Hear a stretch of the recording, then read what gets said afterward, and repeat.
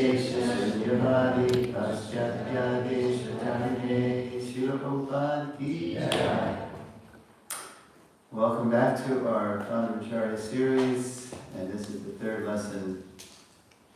The whole series is called Srila Prabhupada and Founder Acharya, and today's lesson is called Our Srila Prabhupada. As you've heard me say, Prabhupada is not just for some 4,780 ex-hippies in the 1960s and 70s. He's for all generations of his followers as the foundational Shiksha Guru and core identity.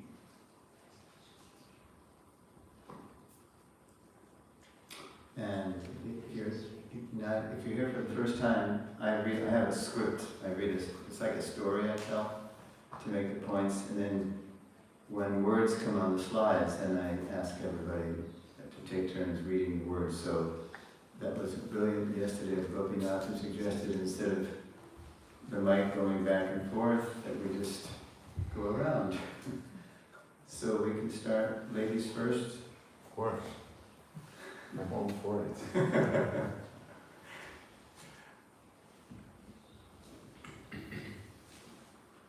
Okay. Do you want to read that slide? Just read the titles. Put on the yellow button.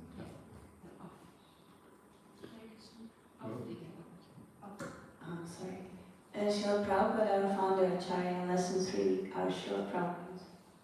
Okay.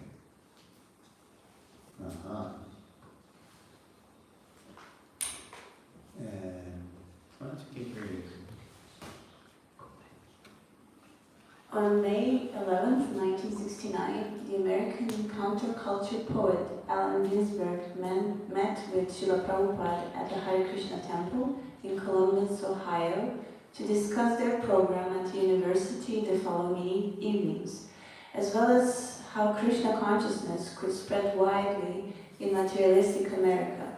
Referring to a prophetic text from the Brahma Vaivarta Purana, Prabhupada assured the poet that people everywhere will take advantage of Hare Krishna for the next 10,000 years.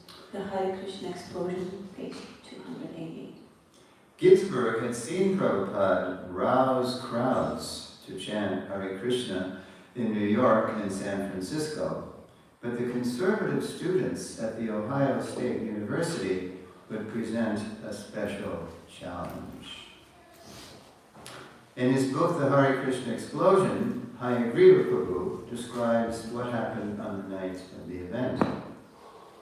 After entering the auditorium, Prabhupada, smiling and glowing, ascended the stage, where poet Ginsberg invited him to lead the chanting. Prabhupada started slowly singing a simple melody, and gradually picked up the tempo while playing hand cymbals. Then, and here's an exact quote of what happened next from Hayagriva's Hare Krishna Explosion. Prabhupada stands and raises his hands, inviting the students also to stand and dance. The response is immediate. Now this is extraordinary, because has anybody ever been to Columbus, Ohio? Okay, so you have. Okay, did you go to school there? No, Okay, so this is a very conservative town. And I mean, even in 1969, the height of the counterculture, right? Short hair, button down, it's called the All-America City, Columbus. And to this day, it's very conservative. They had just finished their final exams. So students and professors, they were in the mood to just let it out, just let out all that pent-up energy from taking and administering exams. And they were ready to rock, do something, So they didn't know Prabhupada, but Prabhupada, by his potency, got them all, like a maestro. I think this is what Hayagriva says. I'll just keep reading. The response is immediate. Students in the aisles are first to their feet. Then students in the rows and balconies arise. There is little room for dancing. A spontaneous bounce catches hold instead. If you've ever been in Vrindavan or Mayapur, when it's so packed, you can't even move, you can't even raise your arms. It's like, you just got it, and then you just become part of one kind of body, and you just start swaying together. So it was like that. As Prabhupada bounces on the dais, the students bounce also. Bounce also. As he waves his arms, they wave theirs. He leads them as a maestro conducts an orchestra, until gradually the inherent spiritual rhythm of the mantra itself prevails. The young voices, empowered by the mantra, not even knowing the meaning of the words. They didn't know Hare Krishna from the man in the moon. They just were taken over by the power of the mantra coming from the lips of a pure devotee. And later Ginsberg reflected, he said, quote, "The amazing fact is that everybody was able to get up and dance," says Ginsberg later, "nearly leaping out of their skins." Now before the event, had Prabhupada cited the relevant Puranic verses directly preceding the 10,000-year prophecy he mentioned, poet Ginsberg would have likely proclaimed Prabhupada their fulfiller. So Prabhupada just made an indirect reference to the next 10,000 years. But he didn't give the whole thing. But had he done that, had he given the reference, then Ginsberg would have said, well, you're the one. And here's the prophecy that Prabhupada just made an indirect reference to. So, next figure. You got it? Let's see. All right. Yes. Who predicted our founder Acharya's advent? After 5,000 years, my mantra Upasaka, worshipper of the holy name, will appear in this world and spread the chanting of my holy name everywhere. Yeah. So there's more prophecies, but in the interest of time, I just condensed it to this one. Yes. First Lord Krishna to Ganga Devi. Right.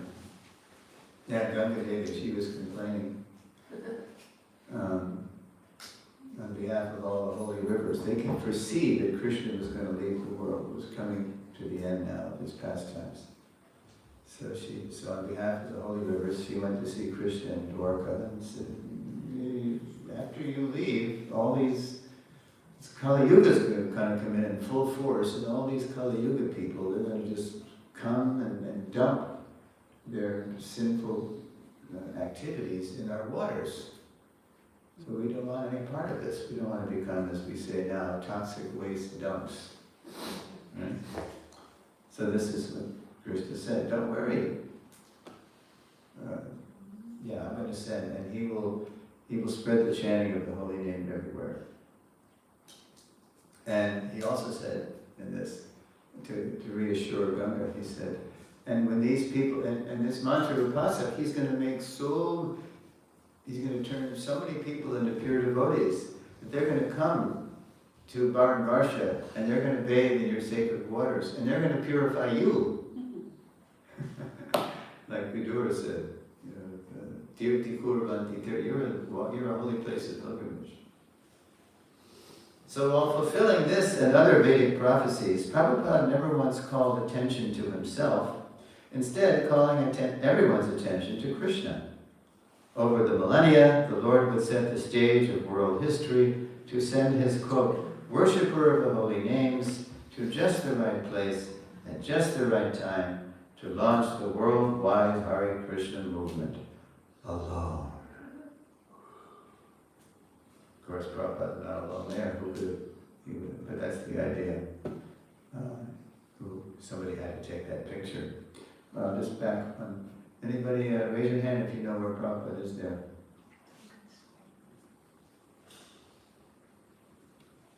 Where? No, where is he? Oh, okay, sorry. In New York, Washington Square Park? Yeah, Tompkins Square. Well, it's either Tompkins Square Park or Washington Square. They went to both places. And as an example of turning, crazy people basically into Vaishnavas. There's Brahmananda, who's, you can see 3/4 shot of his face. And there's Achyutananda. So they were just coming around in the park, and Prabhupada's getting them to dance. So Brahmananda tells in a memory, he says, so I thought, well, as long as Swamiji plays that drum, I've got to dance. Little did he know that Swamiji was playing that drum for hours. It was just a little tom-tom. That drum is in now Prabhupada's palace in New Vrindavan. Yeah. But he played it so deftly that the jazz drummers would come to the park to see. You come to this park and you see the Swami gets in some mean licks on that drum. So they were astounded. Okay, alone. Alone in America. And at the end, if this is your first time, again, we do questions and answers at the end. And I'll definitely leave enough time, and we will go to 9:15. If you have to leave for service at 9, you gotta do what you gotta do. Alone in America. When Prabhupada's spiritual master, Srila Bhaktisiddhanta Saraswati Thakur, dispatched the first Vaishnava preachers from India to Europe in the 1930s, he gave them the full institutional support of his Gaudiya mission. But after Srila Bhaktisiddhanta's demise in 1937, the mission's leaders neglected their master's instructions to form a governing body and work cooperatively to spread Krishna consciousness. The infighting that ensued so fragmented the mission that by the time Prabhupada arrived in America to preach in 1965, practically 30 years later, there was no institution left to support him. In New York City, with almost no friends or funds, Prabhupada nonetheless saw a fertile preaching field in materially prosperous America, where people were spiritually starving and looking to the East for truth. Okay.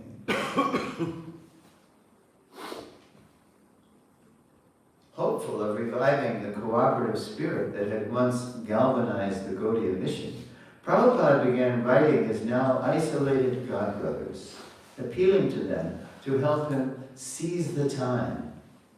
The following excerpt from one such letter to the mission's former manager is very telling. So Prabhupada was doing two things between September 65 and, say, March, April 66. He was studying Americans, for one thing. He was studying his new audience to see how we were living and how to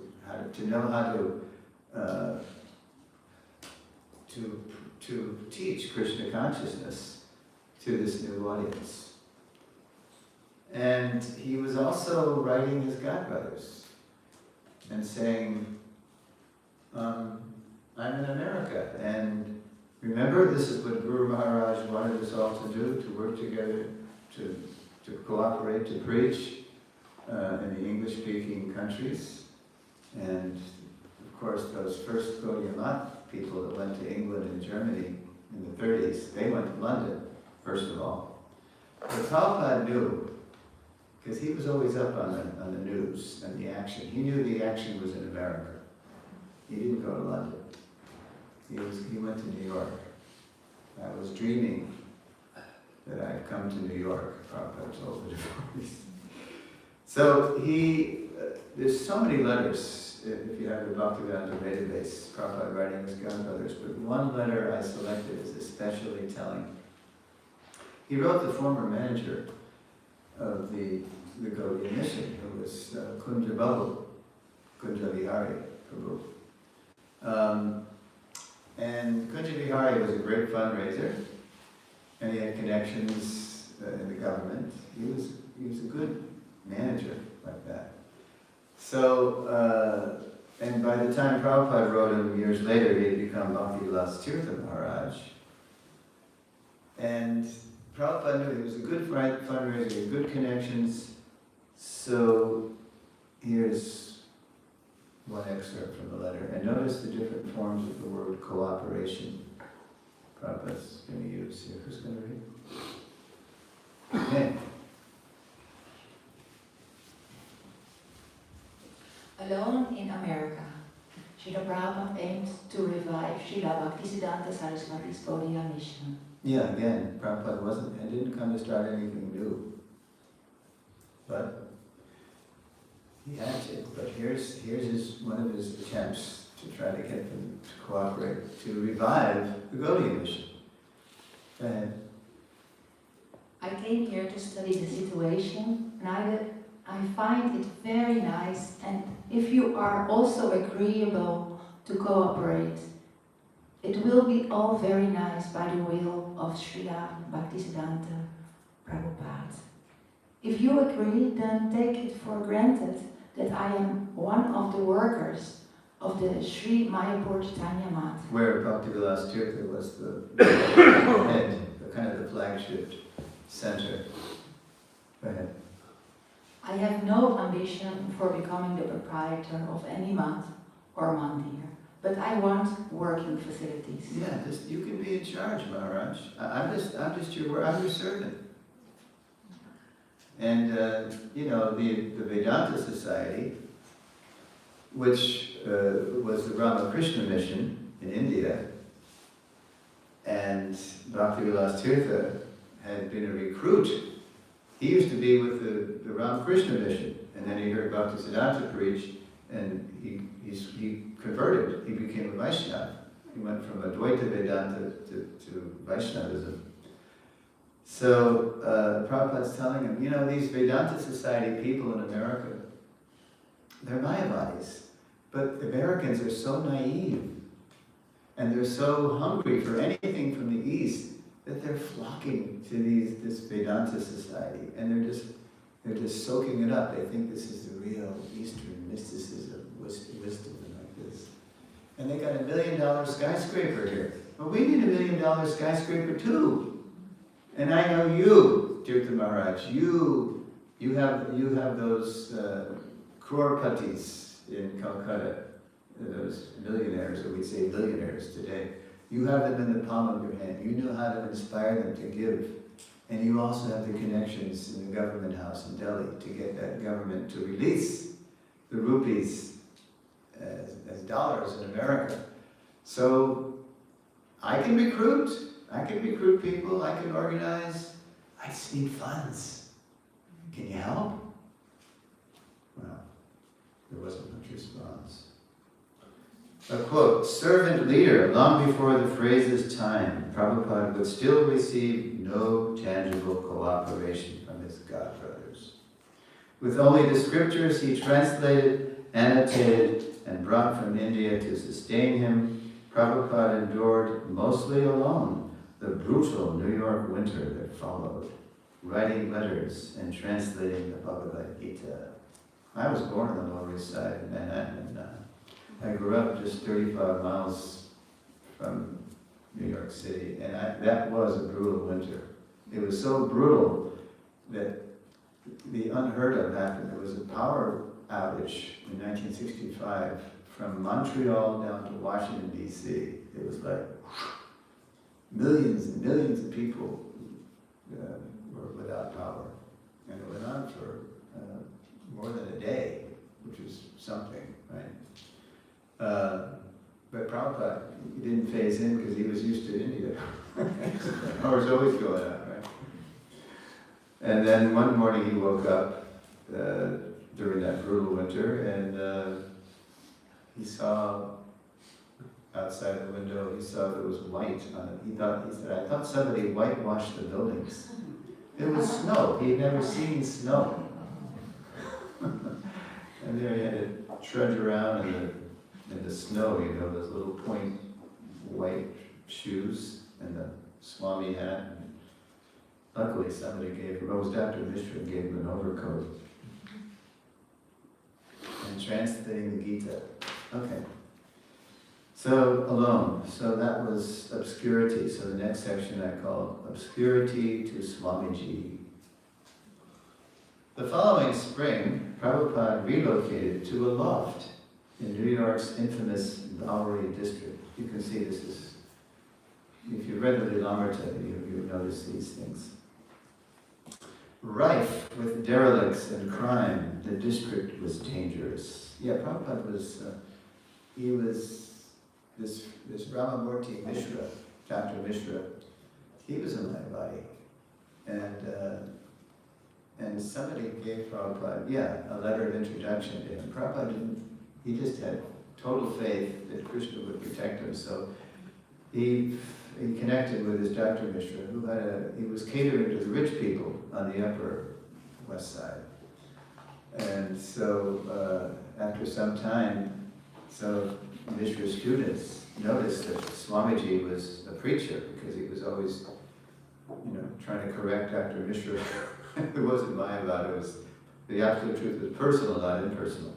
So one person said, you're a preacher, so if you really want to connect with people, there's a lot of action going down on the Lower East Side, in the Bowery, the Lower East Side, the East Village. So that's where the action is. And so Prabhupada fearlessly, he sacrificed, a comfortable place, Mishra had given him a room to live in and like that. And he went down to the depths. It was very dangerous. And just the epitome of Tamagum. Rife with derelicts and crime, the district was dangerous. But Prabhupada took the risk to reach young seekers nearby.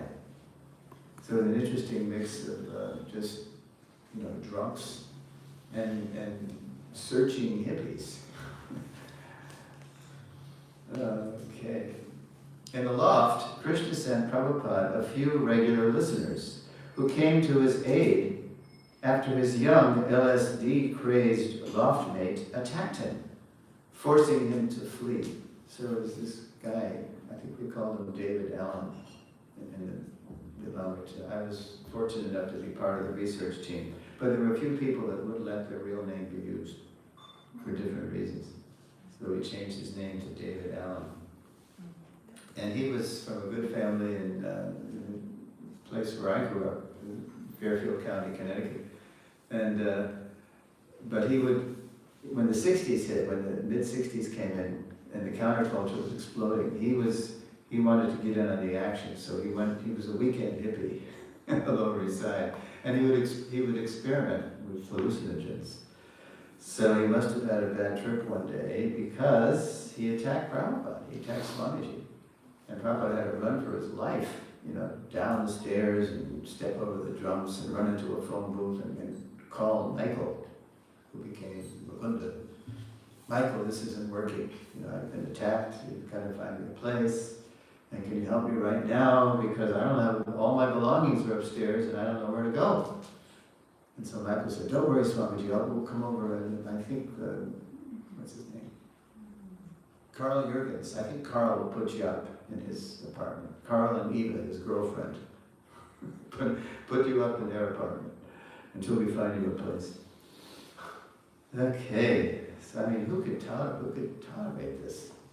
Right? Could any of Prabhupada's godbrothers have tolerated this? No. But Prabhupada's willing to tolerate anything, go to hell for Krishna, and just to try to save us. With the regulars' help, Prabhupada at last secured his own place, a cheap storefront on the city's Lower East Side, which became 26 Second Avenue. Forced by the non-cooperation of his godbrothers, Prabhupada dropped the attempt to revive his spiritual master's institution, the Uri Mat.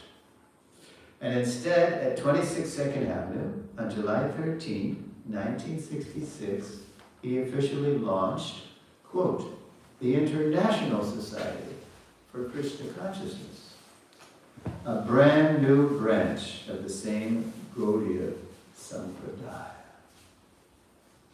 Lord Chaitanya showed them. They're not going to help you. They can't help you. Too much bad blood. They're older. They're just maintaining themselves in these isolated mutts in India.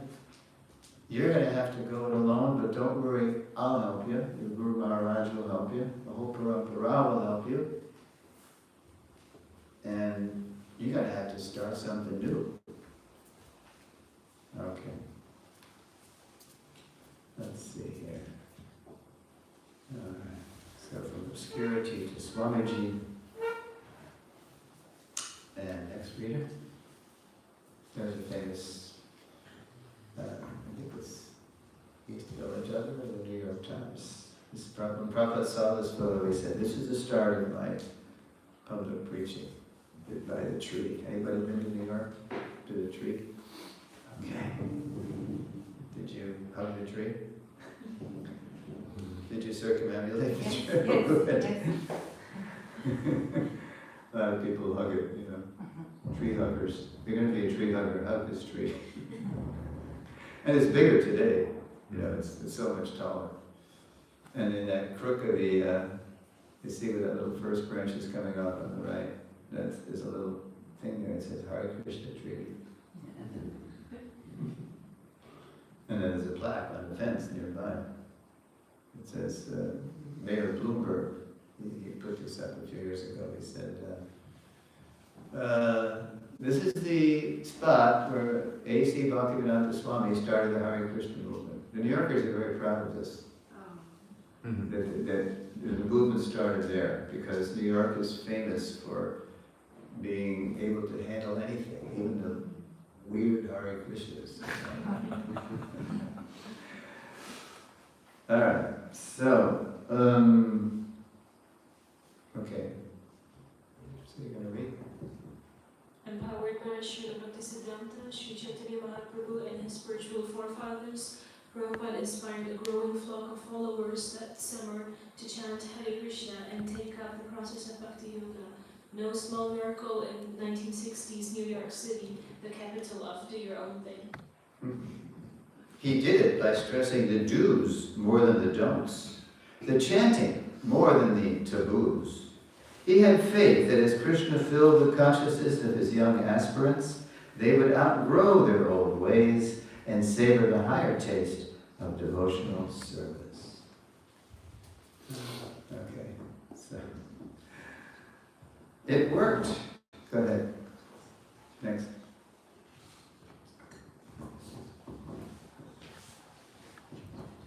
It worked. By late November, after a few groups of devotees had received initiation, one of the earlier initiates approaches Prabhupada. Swamiji, what did you say the rules are for this practice? Just what Prabhupada had been waiting to hear, for he knew they would follow the rules only when they were ready. The next day, November 25th, 1966, Prabhupada posted the regulative principles of Krishna consciousness on his apartment's bathroom door. Why did he post it on his bathroom door? Do you know? Because that's where they were all showering. They'd all come up to Prabhupada Swamiji's apartment and use his bathroom. Prabhupada sometimes had to stand in line to use his own bathroom.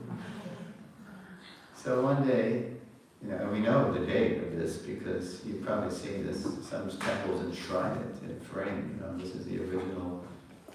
I mean, Prabhupada did mention the regular principles, but he didn't stress them. Because he knew that they would follow regular principles when they were ready. They were chanting just to get high. Stay high forever, no more come down. That was the preaching in 66, in the summer. So, let's see. Yeah, it's a little bigger there. So you notice the regular, All initiated devotees must attend morning and evening classes. You have to avoid all kinds of intoxicating habits. No illicit sexual connection. It's like a mini Hare Bhakti Vilas for the Lower East Side. Yeah, I see that. Wow. Okay. And next is Only He Could Lead Them, which was the title of the third volume of the original publication of the Lamrita. Only He Could Lead Them. Let's see. Yeah, it's Prabhupada. Anybody know what Prabhupada is?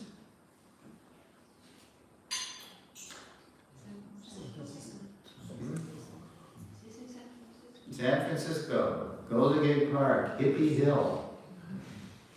Prabhupada sitting down amongst the lectures, the avanas, the people that the Hindu swamis would never cross the ocean to associate with in a million years. Prabhupada sitting down among them. Okay, so who's going to be?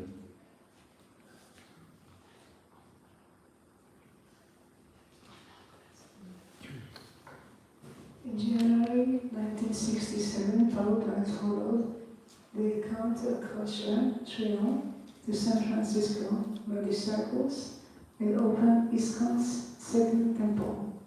There he inspired a new wave of devotees to chant Hare Krishna and serve Lord Chaitanya's mission. As in New York, the young aspirants marveled at Prabhupada's pace. Pace. Oh, with a whirlwind of chanting, teaching, worshipping, cooking, public preaching, private speaking, initiating newcomers, and translating scripture during the wee hours, while everyone else slept. That's the only time Prabhupada had some peace and quiet. We were so needy. I mean, everybody took, especially in those first days, everybody took every little, we say cotton pick, every little problem to Swamiji to solve everything. And he didn't have any guards at his door either. If you read the Lilamrita, it was wild. People would show up, wake him up in the middle of the night. Somebody crazed on LSD, some girl knocked on his door. Prabhupada opens the door. And she goes like this. La Ula. And so Swami says, Mukunda and Janaki are across this is an apartment down the street from 518 Frederick. Mukunda, could you please come and help this girl? But then he stepped out on the hall to say that, and then the girl ran into his room and closed the door, and it locked. Luckily, we couldn't have a spare key. That was the beginning of guards. Prabhupada had to have, not that people could walk in on Prabhupada anytime. When Prabhupada returned to New York in April, despite his 70 plus years, the pace continued, unabated. For his first followers, this was all part of the wonder that was Swamiji. So it was quite a shock when, toward the end of May, Prabhupada suffered a heart attack and stroke. He was their absolute shelter. Now, they would have to take care of him. So it's a whole drama, you may have read about it. Stroke, they took him to the hospital.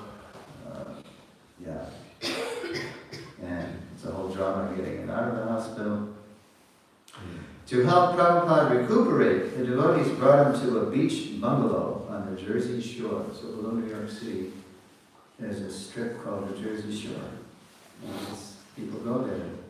It's a nice place. But it wasn't nice. Even though it was early June now, it was still kind of rainy and blustery. And so Prabhupada's. But the weather was gray and blustery. So with the doctor's permission, Prabhupada flew back to San Francisco, where the devotees hoped the California sunshine would heal him. To no avail. When the mountains and fog near his cottage mostly obscure the sun's rays, Prabhupada said he would have to return to India for its Ayurvedic medicines, massage, and bracing heat. Hayagriva explains what happened next. So, in that Hare Krishna explosion, Hayagriva describes what happened. After Prabhupada's Swamiji said, I have to go back to India if I'm going to get my health back. Some of the devotees, this is Hare Krishna explosion, worried that Swamiji has decided to go to India to leave his body, asked him whether during his absence one of his godbrothers should come to America to assume ISKCON leadership. Uh-oh. The minute this question is presented to him, we sense that it is offensive. Swamiji becomes very grave, closing his eyes. Then suddenly we see tears falling down his cheeks. And this was taken from another time. And actually, Prabhupada was on the Bowery there. Yeah. So, we see tears falling down his cheeks. Who's got the mic?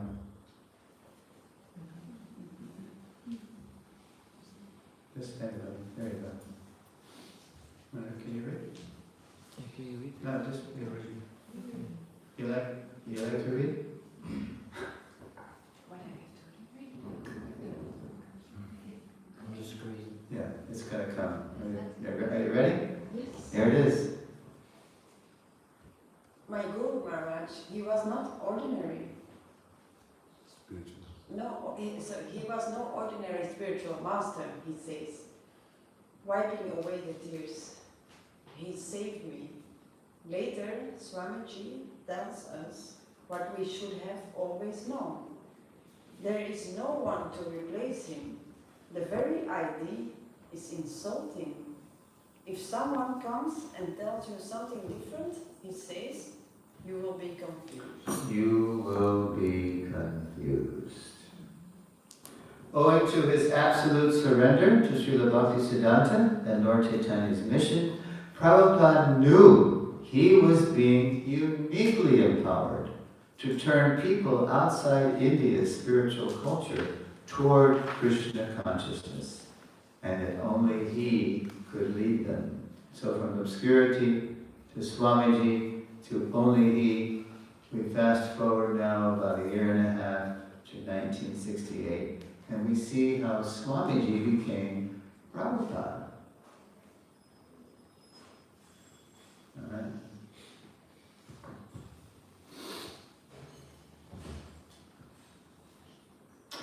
Although Prabhupada's uniqueness among contemporary gurus was obvious to his followers, they were still calling him Swamiji, a rather common address. In the spring of 1968, Krishna revealed a title more befitting Prabhupada's position. When a devotee learned that the Sanskrit affix G was a term of endearment, he asked Prabhupada if he could add it to his wife's name, Govinda, and call her Govinda Ji. So Govinda and Gorsunda, they were a husband and wife team. Govinda was the secretary and Gorsunda was the servant. So Gorsunda is a very bright guy, and he thought, and he was dabbling in Sanskrit. So so can I do this? Can I add it to Govinda's name? And so Prabhupada replies, no, actually G is a third-class form of address.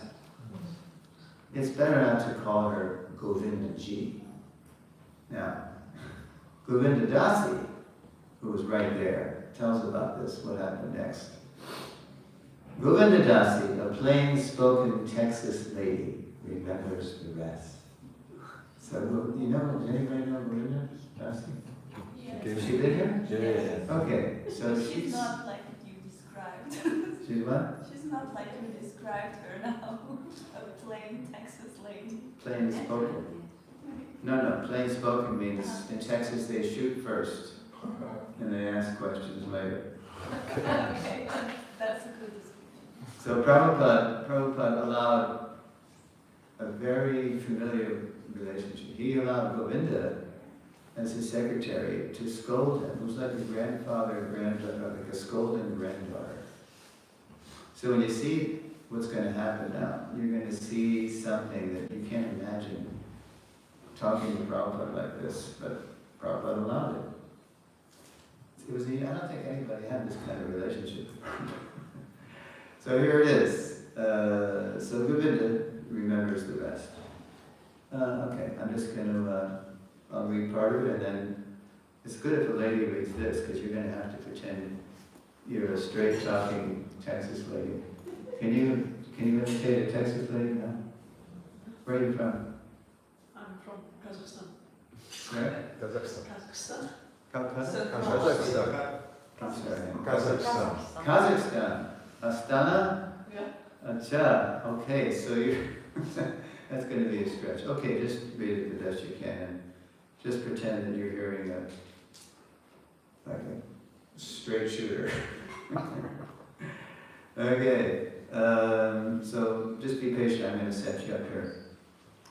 So Govinda says, I piped up. That means I spoke up. I was sitting right in front of him, Prabhupada, Swamiji, and I said, well, if it's a third-class form of address, why are we calling you Ji?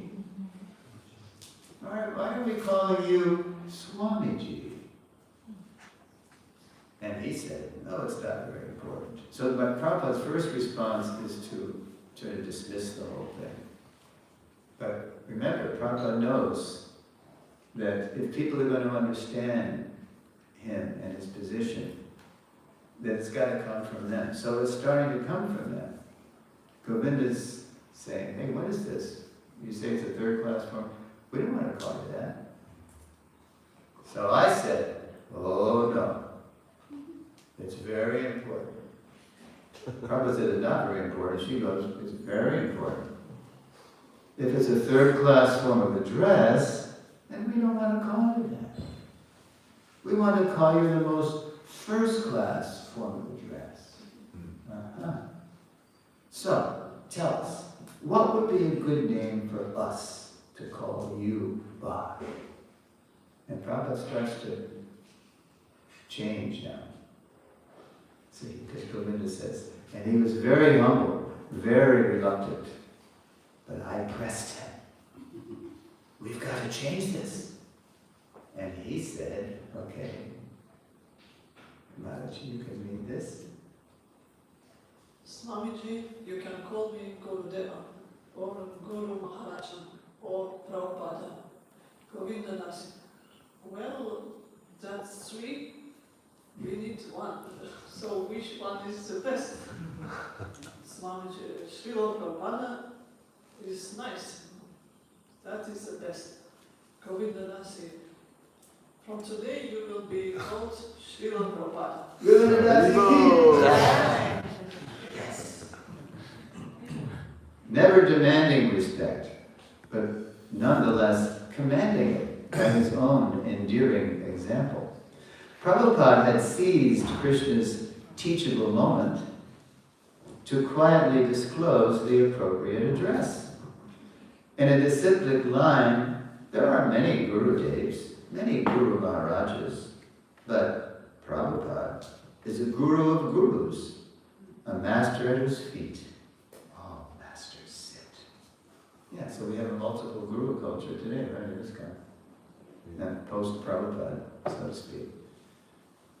But everybody knows that Prabhupada is the master at his feet, all masters sit. So in 1968, in May, because it was coming from one of his disciples, he said, okay, this must be the time, dear Lord, that they're ready to hear the word Prabhupada. Okay, now fast forward a year and a couple of months. Let's see. No, over May 68 to July. I joined in July 70 in Boston. So, right at that time, the month I joined, of course I didn't know what was going on, but we go from Prabhupada to founder Acharya, which happens to be our seminar series. In just 12 years, Prabhupada would circle the globe 14 times, initiate thousands of disciples, and establish the Krishna consciousness movement on every major continent. During his travels, he would found over 100 temples, schools, farms, and restaurants, all while writing and publishing dozens of translations and commentaries on foundational Vaishnava scriptures. But success would bring enemies too, the worst from within. So even while all this amazing explosion of Krishna consciousness is happening, there were some jealous folks in India who started to poison some of Prabhupada's, figuratively, disciples. In 1970, after critical remarks by a few of his god brothers negatively influenced some of his leaders, Prabhupada asked a dozen trusted disciples to help him form a governing body commission, as Srila Bhaktisiddhanta had requested his disciples, to protect ISKCON and ensure its continuance. Yeah, there were some jealous folks saying to a few devotees that were in India that, we knew Swami Maharaj, back in the 30s, and he was a grihastha, he was a good businessman. So it's not surprising that he is doing well in the West, right? Because he knows how to fundraise and organize. It was just. So anyway, some of the devotees who were in India, they were passing on this minimization of Prabhupada to some leading devotees. Leading devotees, they were all 4-year devotees, but yeah, that was the oldest. Yeah. So Prabhupada he knew exactly what was going on. He knew where it was coming from. So first of all, the one thing he did that spring was he gave the devotees his pranam mantra. Before that, it was just Nama Om, but then he gave Namaste, Saraswati Devi, to make it clear that he was authorized to do what he was doing and empowered by Srila Bhaktisiddhanta, the founder of Acharya of the Gaudiya Math.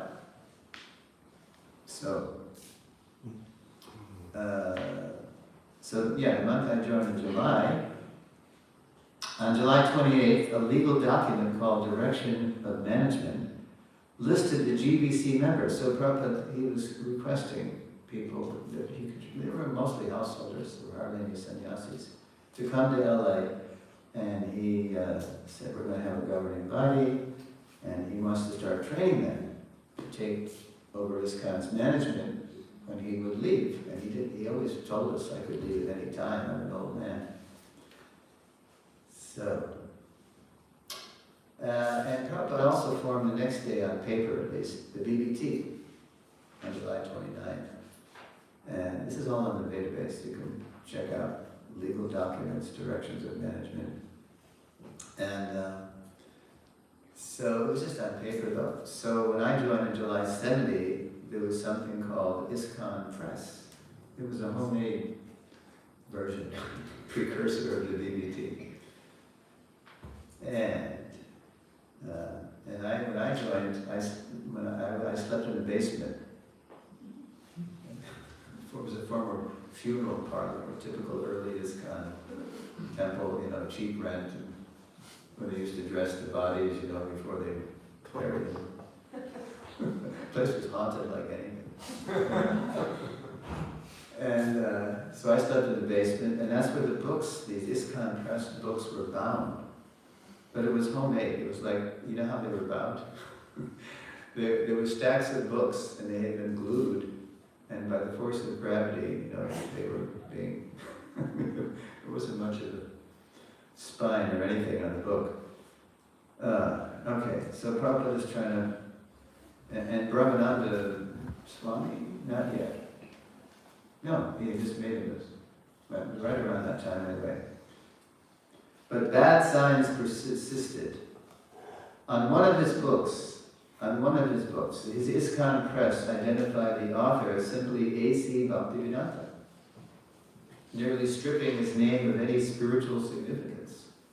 Yeah, Prabhupada brought the book to Prabhupada in L.A. Prabhupada opened up the book. It was a chapter of, we used to come out with a second canto in chapters, and in paperback chapters. And so Prabhupada opens the book, and the thing snaps, and the pages go flying all over the place. Really shoddy, what to speak of the shoddy, name. No Swami, no Prabhupada, no anything. It was just A.C. Bhaktivedanta, nearly stripping his name of any spiritual significance. When his new publishing house, the Bhaktivedanta Book Trust, when they finally got up and running, moved into its headquarters, Prabhupada saw nothing on the building identifying the organization's name or founder.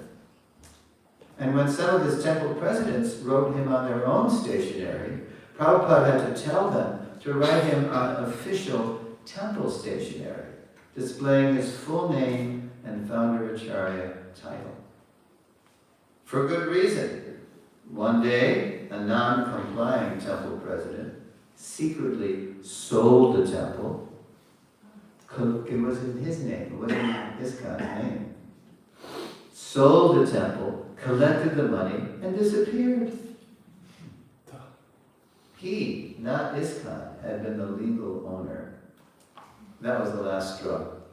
After the last incident, in the summer of 1974, Prabhupada drafted an amendment to his earlier management document. This is also in the database, amendment, including a strongly worded statement about his position and authority as ISKCON's founder Acharya. So here's how the amendment reads. Quote, "It is declared that His Divine Grace, A.C. Bhaktivedanta Swami Prabhupada, is the founder Acharya of ISKCON, International Society for Krishna Consciousness. He is the supreme authority in all matters of the society. His position cannot be occupied by anyone else, and his name and title must appear on all documents, letterheads, publications, and buildings of the society." And if Prabhupada were still with us physically, he would say on all websites, on all, how are we, in the digital age now, how are we presenting Prabhupada online? So, he has to be most prominent. So that was in July 74. That was the same time Prabhupada was translating the CC, Chaitanya Charitamrita. So while Prabhupada is publicly, legally declaring his supremacy in ISKCON, now we're going to see how internally Prabhupada's thinking of himself and all of us, his followers. That same summer, even as Prabhupada was reasserting his supreme position in ISKCON, while translating the Sri Chaitanya Charitamrita, he also reasserted his and his followers' fidelity, or faithfulness, to Srila Bhaktisiddhanta, in Lord Chaitanya's mission. Okay, Mike? Are we done here? Okay. Prabhu, can you? Okay. Just one more. And there is one of those shots with the manner that Prabhupada said, you can use this as a Acharya photo, because it's really very dignified shot. Yeah. So just read that, that's something. His Divine Grace, A.C. Bhaktivedanta Swami Prabhupada, founder Acharya, International Society for Krishna Consciousness. Okay. Let's see. Yes. As members of the Krishna Consciousness movement, we belong to the family or disciplic succession of Saraswati Goswami, and thus we are known as Sarasvatas. Obeisances are therefore offered to the spiritual master as Saraswata Deva, or a member of the Saraswata family. Namaste Saraswati Devi, whose mission is to broadcast the cult of Sri Chaitanya Mahaprabhu, Gauravani Pracharine, and to fight with impersonalists and voidists, Nirvashesha, Shunyavadi, Paschatya Deshatarine, Sri Chaitanya Charitamrita Lila Tanaiva. Yeah, so Prabhupada is connecting us to the Gaudiya mission and all the way back to Lord Chaitanya.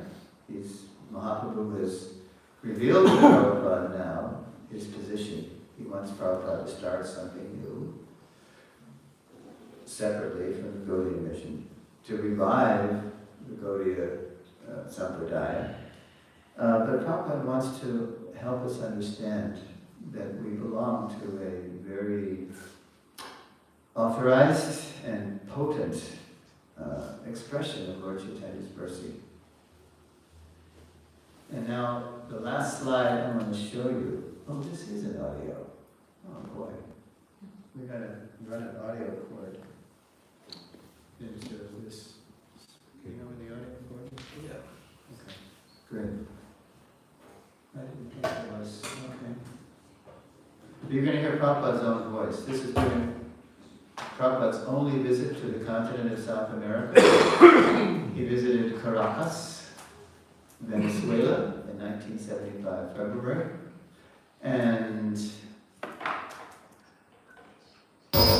yeah, and it should come on the... Yeah, it will. You have to play it though, Yeah, I'm gonna do it, but I mean, it's ready now. Yes. Okay. So on February 21st, 1975 in Caracas, listen to this, Srila Prabhupada drew an analogy between Krishna and his creation and himself as ISKCON's founder, Acharya. This is such an amazing analogy. Listen to this.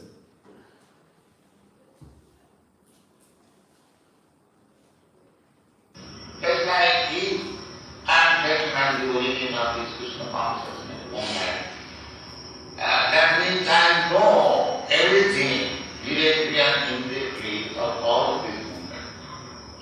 If I do not know directly and indirectly everything of this movement, then I cannot become the founder Acharya.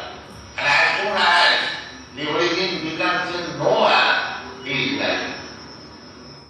In other words, as Krishna is the origin and knower of his creation, so Prabhupada is the origin and knower of ISKCON, as well as the life and soul of all generations of his followers. At the same time, whoever enriches our common identity as Prabhupada Anugas is also glorious, deepening the cooperation we'll need to take Prabhupada and Lord Chaitanya's mission of Krishna consciousness to every town and village. Okay, so now we go to the learning outcomes, and we're going to have Ramananda Prabhu read. Okay, can you read that? Lesson 3, our Srila Prabhupada learning outcomes. By now you should be able to identify a scriptural prophecy Srila Prabhupada fulfilled, explain why Srila Prabhupada had to start the Hare Krishna movement in America alone, recount how Swamiji was able to recruit young Americans to his fledgling ISKCON, recount how Swamiji revealed to his young followers that only he could lead them, recount how Swamiji became Srila Prabhupada, recount how Srila Prabhupada asserted his role as our founder Acharya, describe our and Srila Prabhupada's position in relation to Srila Bhaktisiddhanta Saraswati and the mission of Sri Chaitanya Mahaprabhu. Identify our founder Acharya, Srila Prabhupada, as the life and soul of all generations of his followers. So when you make your questions and comments, please do so in terms of those learning outcomes. And before we get to that, I'm just going to read the transition to this afternoon's lesson. Transition. Having deepened our understanding of Srila Prabhupada's relationship with all of us as our founder Acharya, we are now ready to enter the Abhideya phase of our seminar, how to act on our understanding by deepening our service to his mission. Yes. Thank you. Oh, Mike. This is a question which has probably been discussed quite a few times, well, a lot of times around the world, but I'd like to know your opinion on it. In the beginning, you were explaining how Srila Prabhupada was studying America and the Americans to see how he could implement movement there.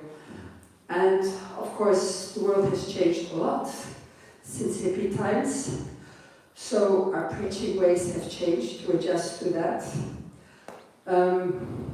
But there's always the two sides. There's the people who want us to hold on to things the way Prabhupada has done them, exactly, unchanging, and there's the ones that, maybe might sometimes go across the bridge a little bit too far on the other side.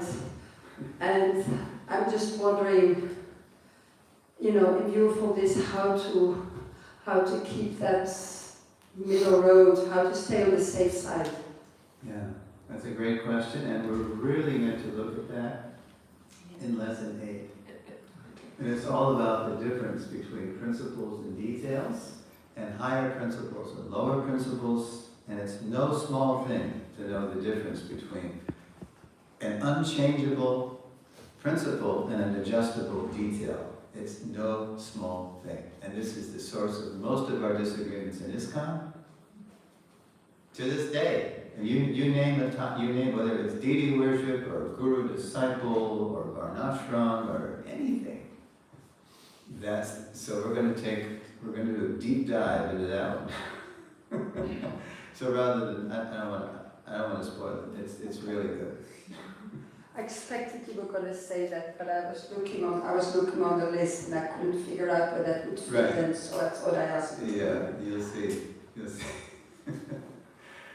And it's probably never gonna, it's probably, at least we have to learn how to cooperate despite our differences. But yeah, okay. Thank you for that. Okay, questions, comments in terms of those learning outcomes? And there's no such thing as a foolish question? Yes! Good! I said the magic words. Foolish, when you said foolish, I didn't find that story. Hare Krishna. Thank you very much. Well, I don't want to sound too, well, this is a question which came to my mind after hearing the heart and soul part, directly and indirectly knowing the ISKCON society comparable to Krishna. Ultimately, when Srila Prabhupada was around, there are many nasty things happening in his society. And in one sense, as far as I know, he didn't know about it, only after being told. Say it again. There are many nasty things happening in society. Srila Prabhupada was not aware. It's going on, child abuse, repeatedly, again and again. And I don't know to which extent that analogy fits. Yes, that's a great question because Prabhupada, what did he say? Look at that. Yeah, there it is. I know everything. Well, I've made my peace with what you just said by realizing that child abuse is probably the most egregious and horrendous and whatever you want to say. But Prabhupada, at the same time, like he said that in Caracas, I know everything, but he's not God. And he had a mission to do. There was child abuse, there was women abuse, there's cow abuse. I mean, so many things happened on Prabhupada's watch, you could say, during his time with us. But he had a movement to expand all over the world. So whenever Prabhupada was made aware of something, he wanted it corrected. Abuse in his books. So the only way I've been able to reconcile that is that Lord Chaitanya made Prabhupada aware of as much as he wanted to make Prabhupada aware of. I mean, God forbid that anybody thinks that Prabhupada knew of that abuse and then somehow let it go on. No. That's the only way I can reconcile that. And similarly with ladies, and similarly with cows. And yeah. So the five, what are the five most vulnerable people, population groups in a society that need special protection? You remember what Prabhupada says in the first canto? Women, children, cows, Brahmins, and elderly. I mean, most of Prabhupada's raw recruits, with the emphasis on the raw, were teenagers and 20-somethings. And it was like, and Prabhupada was just sending us all over the world. It was an emergency, he was sending us all over the world to spread it all over. And there was a lot of what they call now, in warfare, collateral damage, like what's going on in Gaza, or in Lebanon, or in Ukraine, or you name it, in Sudan. I mean, most of the victims in Kali Yuga are women and children. It's just horrendous. So Prabhupada, he was the tip of the spear. He was sent by Lord Chaitanya, empowered by the whole Gaudiya Sampradaya to do what he did. And he was just going through, and as fast as he could, doing this. And we were his shock troops, and there was a lot of casualties during a war like that. A lot of casualties. So, we're still picking up the pieces. There's still a lot of traumatized people in the Hare Krishna movement. And maybe still being traumatized. So, that's the only way I can live with it, Prabhu. Because, look, Prabhupada, when he visited those kids in Dallas, in 1972 and 1975, he was so caring. And then the teachers wrote him a letter, Prabhupada, some of the students are really misbehaved. When they misbehave, can we hit them? No, you should be hit. You can show the stick, but don't use it. You should be hit. Yeah. And then with the ladies too, despite all the abuse, there's that, who wrote the book recently? Prabhupada's daughters, or what is it? Bonds of love. Who compiled it?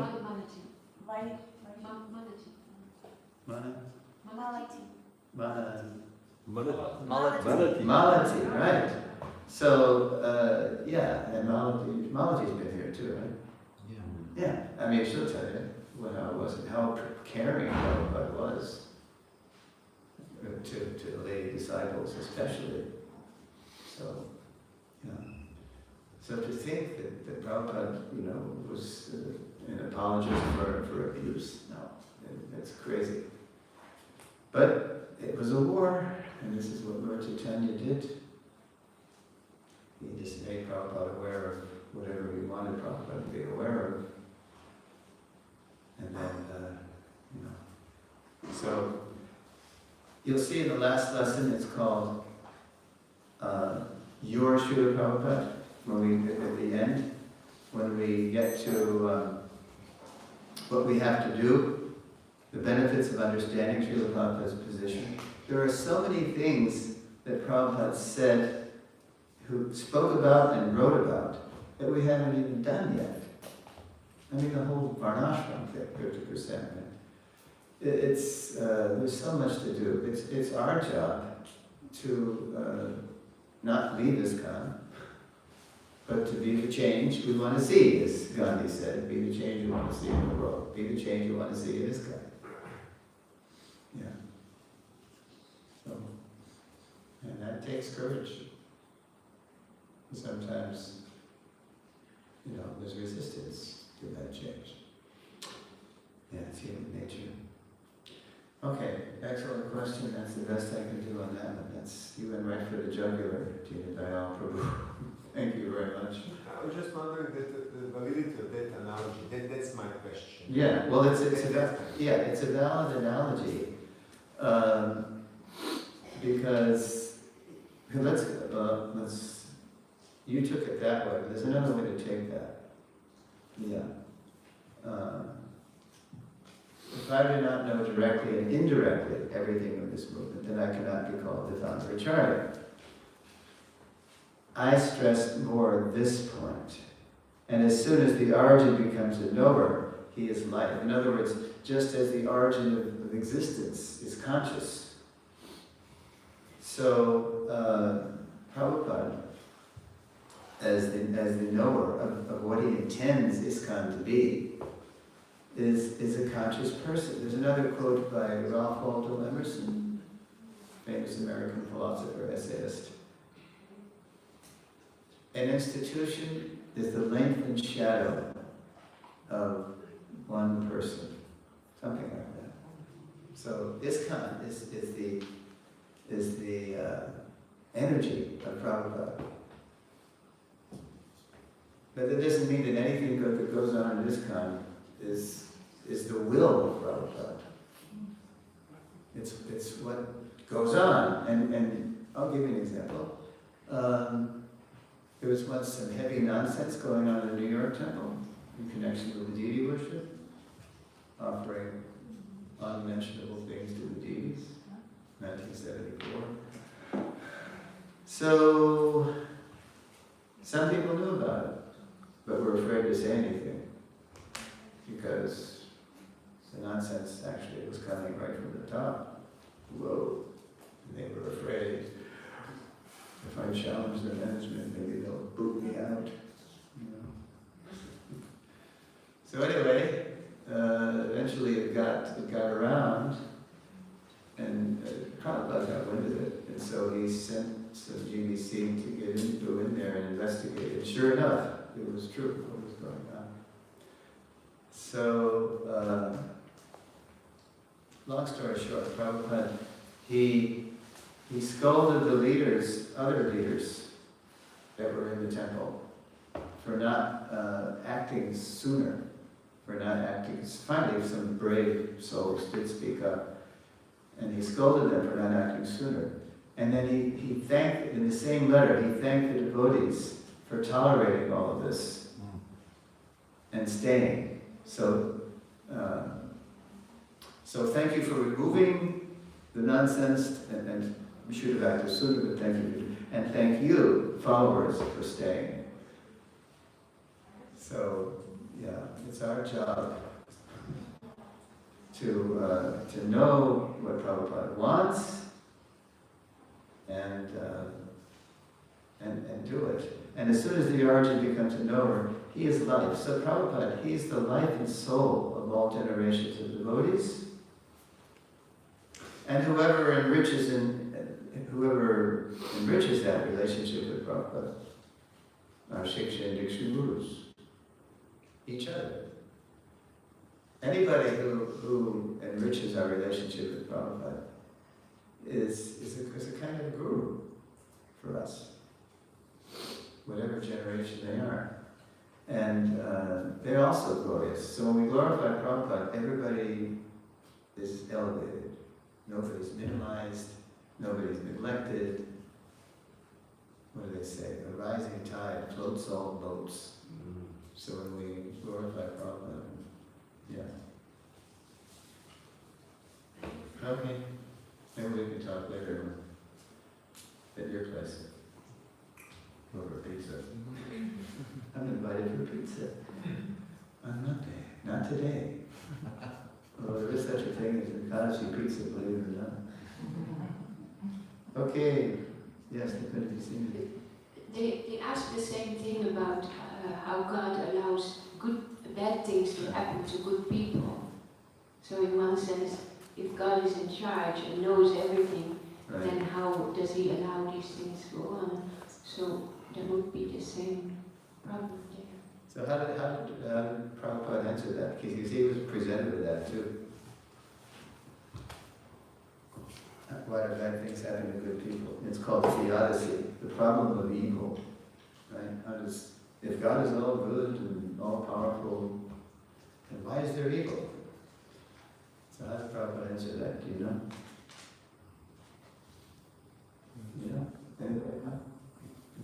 Free will? Yes, very good. There's free will.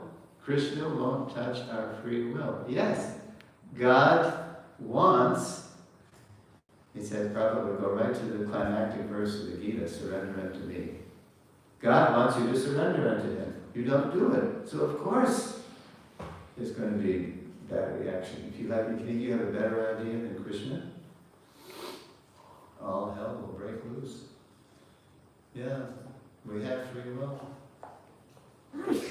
So God creates the world, and He sends His representatives, and He sends scriptures, and He's in the heart.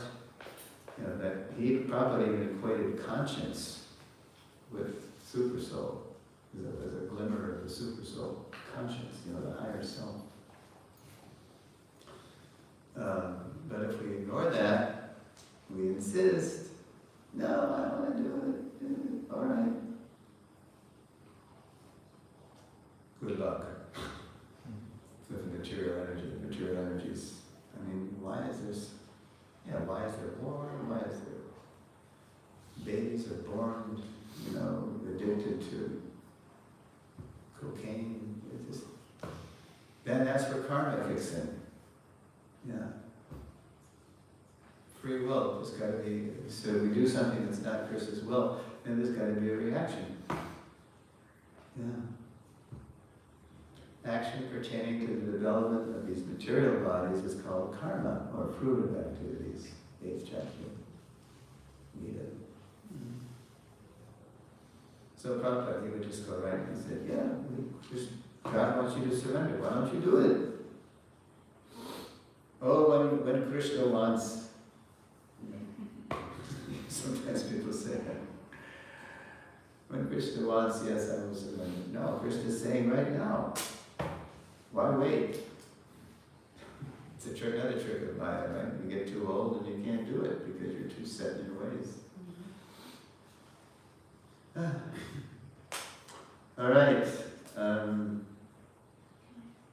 Should we give her up? You can ask her at lunch. Yes, Radhadesh. She also. Oh, you got it. Okay. I just wanted to say something. Is it quick? Yes, because of the theme you brought up. I just wanted to say that it's very easy always to say, well, you should look at Srila Prabhupada's example, he did this and he was like this towards women, towards children, and that is all true, of course. But what I would like to see is okay, then the leaders, they say that. I'm not saying that they don't do it. I'm just saying all of us to have that responsibility to follow an example. Okay, so if Prabhupada acted in this way towards women, children, cows, whoever, elderly people, then everyone should do it. And then the whole institution should treat all of these persons the way Prabhupada. And you should start from today and from everything that you do. So that's and then you can say, we are following Prabhupada. And also in a society, when something bad happens, you call the police, you go to a court, the person ends up in jail. So, and this culture of fear in ISKCON should also disappear in a way. Why are you afraid of, pointing at things that are wrong? It's not an aparada or an offense to say, to call a thief. That's what Prabhupada said also. Yeah. So. And it's how we do it too. You see this coming up in future lessons. It's how we do it. Because maybe if I say something, it's not out of fear, but maybe I'm just not, I don't have the right relationship with the person. Maybe somebody can reach the abuser who has a closer relationship, and can make that person think twice before he does it again. Yeah, you have to be intelligent. You have to be sincere, you have to be intelligent about it too. Thank you. Okay, Ramananda, Prabhu, and we have 5 minutes. Okay. Till prasadam. I feel, does this work? No. I feel personally that if you say like, every person who helps us get closer to Prabhupada is kind of guru. Why don't we call him just a helper? Instead of this word guru, because this word guru is so loaded now. Well, that's what we've done to it. We've made it something unattainable. We think guru means Prabhupada. No. I know an example. One person is helping the lady and answering all her questions, but she has a guru in India, and that is the real thing. And he doesn't even speak English. She has to go to that other person to solve and ask all the problems. So he's helping, but the real thing is the guru. This is ridiculous. And even now, here, even people are freaking out because of this word guru. They don't come now. Yeah, like as I said, Guru Tattva is not settled Siddhanta in ISKCON as we speak. So if it's not settled Siddhanta amongst the leaders, then no wonder the followers are confused. So, but there's always hope. And anyway, you're going to see in lesson 9 the true guru who's Prabhupada presented it. So, but why do we use the word guru? Because Prabhupada used the word guru, and he wants us all to become gurus. But there's gurus and there's gurus. There's different kinds, there's different levels, but Prabhupada is the center of it. I feel this does not work, different kinds of gurus. Once there is this title, this position, this status, then you have to stand for it. If you come up against that, then there is a whole thing. No, you read lesson 1. There's different kinds of gurus. Yes, but it doesn't work in practice. Well, you're talking about ISKCON. ISKCON is a work in progress. Yes. I would disagree because nowadays. Wait a minute. I would disagree. Wait a minute. ISKCON's a work in progress, so don't give up just because we haven't, Practice makes perfect. We're only, how old are we? 60s, it's 58 years old since ISKCON's been incorporated. All right, it's, we're the first, second, maybe third generations now. We're not doing too bad, historically speaking. So you've got to give it time. And of course, in the meantime, we've got to protect ourselves from, we don't want to be a victim of nonsense just in the name of patience. So, all right, we're going to let Dr. Krishna rebut. We have a debate going on now. Well, I was just going to address the word guru, because guru is used in many ways nowadays. Even people who are expert in a certain science, they are considered to be the guru of those who he teaches to. Yeah, it's passed into the language. The term is used like guru. Yeah. So it's like a term which is used like mantra or karma. It's now in the mainstream. They use it. It just means expert. That's what people use. It means expert, yeah. My music guru, my post office guru. I was once mailing a package, and the lady, the clerk said, "Mr. Hall, I can't help. Before I help you, I got to call my package guru, and then I'll tell you how you're going to mail this." But let's not get into too much of a tit for tat here. But guru is a many splendored word.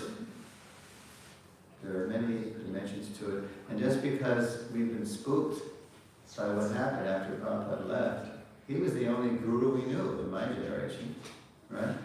But then it was inevitable that people who were 20-somethings, 30-somethings who are now all of a sudden guru.